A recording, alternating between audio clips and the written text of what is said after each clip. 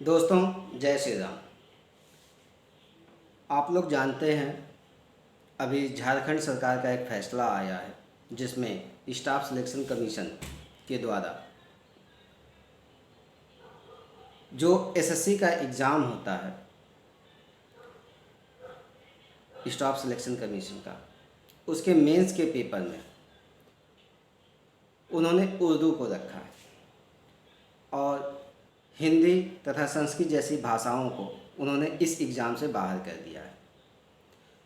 और उनका जो तर्क है वो कहते हैं कि उर्दू यहाँ की क्षेत्रीय भाषा है, इसके लिए उन्होंने इस भाषा को स्टाफ सिलेक्शन कमीशन के मेंस के एग्ज़ाम में रखा है। अर्थात अगर आप हिंदी जानते हैं, आप संस्कृत जानते हैं और उर्दू अगर नहीं जानते हैं तो आप एग्ज़ाम नहीं दे पाओगे।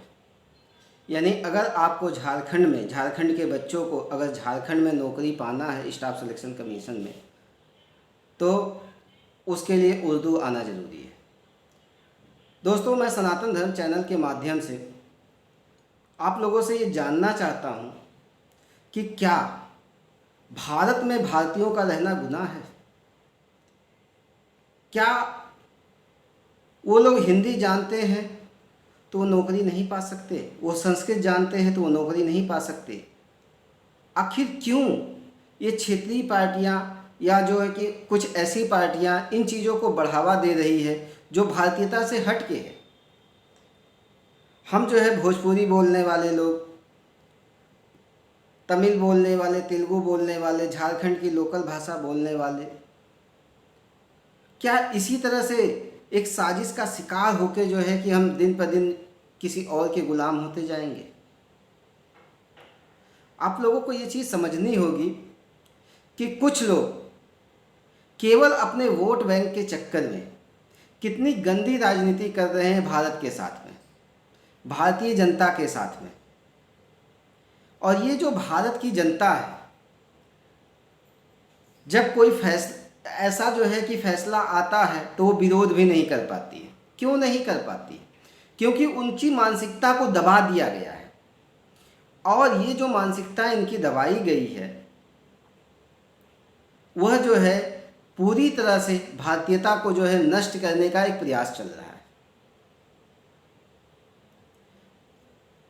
मैं इस मामले में भारतीय जनता पार्टी को या उसके कुछ संगठन को धन्यवाद देना चाहूँगा जो ऐसे फैसलों का विरोध करती है, खुल के विरोध करती है।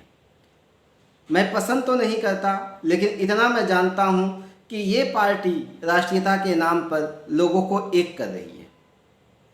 भले ही ये पार्टी भी पूंजीवाद का शिकार है, पूंजीवादी शक्तियों के गिरफ्त में है, लेकिन फिर भी कहीं ना कहीं यह काम तो कर ही रही है कि आपको जो है राष्ट्रीयता के नाम पे जोड़ रही है।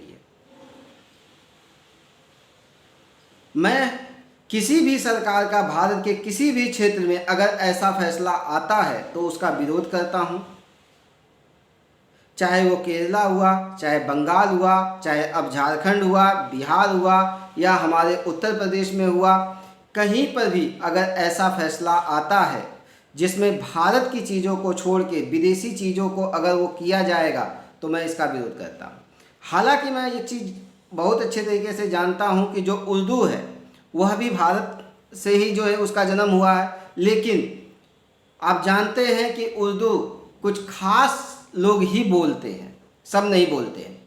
आप लोगों को यह भी पता है जैसे धीरे धीरे यूपीएससी एक जो है कि साजिश का शिकार हो गई और उसमें जो हिंदी भाषी क्षेत्र के बच्चे थे उनका सिलेक्शन होना धीरे धीरे बंद हो गया। उसी तरह से और भी जो कमीशन है वो धीरे धीरे जो है कि क्या है, साजिशों का शिकार होते जा रहे हैं। यानी अगर आप हिंदी बोलते हो, आप जो है कि क्षेत्रीय भाषा जानते हो, आपको अगर अंग्रेजी नहीं आती है, उर्दू नहीं आती है, तो आप जो है कि नौकरी नहीं पा सकते हो, सरकारी नौकरी नहीं पा सकते हो।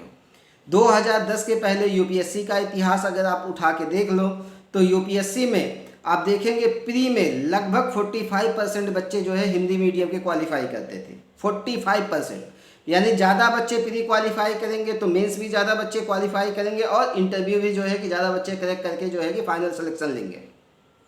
लेकिन क्या हुआ, जैसे ही जो है कि इन पार्टियों को जो है कि इस चीज़ का खबर लगता है, हिंदी भाषी क्षेत्र के लोग इतना जो है सिलेक्शन लेने लगे, उन्होंने साजिश के तहत सीसैट ले आए। और जब वो सीसैट ले आए तो किस तरह से हिंदी भाषी क्षेत्र के बच्चों का देख लीजिए रिजल्ट क्या है आज की डेट में, आप लोगों को अंदाज़ा नहीं होगा। जहां 45% बच्चा जो है कि प्री क्वालिफाई करता था, वहां आज का जो है कि 2% जो है रिजल्ट लेना मुश्किल है। 1000 अगर सीट है तो 17-18 जो है कि रिजल्ट हिंदी मीडियम का आ जाए तो बहुत बड़ी बात है। ये सब क्या है, एक साजिश के तहत भारत को जो है तोड़ने की पूरी कोशिश है। अगर तुम्हें नहीं लेना हिंदी मीडियम में सिलेक्शन बच्चों का, तो पूरी तरह से अपने आप को डिक्लेयर कर दो कि मतलब आप इंग्लिश मीडियम वालों को ही लोगे। क्यों बच्चों को जो है कि उनका भविष्य खराब कर रहे। जिस तरह से अभी झारखंड सरकार ने जो है ये काम किया है कि उर्दू वालों को जो है कि रखा है इसमें स्टाफ सिलेक्शन कमीशन में, हिंदी और जो है कि संस्कृत वालों को नहीं रखा है। उसने यह बता दिया है कि अगर आप जो है कि नौकरी पाना चाह रहे हो तो आपको उर्दू आना चाहिए, यानी एक ऐसी भाषा आपको सीखना होगा जिससे आपका लगाव नहीं है, जिससे आप बचपन से पढ़े नहीं हो, उसको सीखो नौकरी पाने के लिए। जैसे यूपीएससी ने आपको हिडन रूप में बताया है कि अगर आपको नौकरी पाना है तो केवल और केवल इंग्लिश मीडियम के सोर्स पे आपको डिपेंड होना पड़ेगा। तो किस गंभीर साजिश का आप लोग शिकार हो रहे हैं आपको समझना होगा। और मैं सनातन धर्म सेना का प्रमुख, किसी भी सरकार के द्वारा अगर ऐसा फैसला लिया जाता है तो मैं इसका विरोध करता हूं, और सनातन धर्म सेना के जितने भी सदस्य हैं सब इसका मिलकर विरोध करेंगे। मिलता हूं आप लोगों से अगले वीडियो में। जय श्री राम।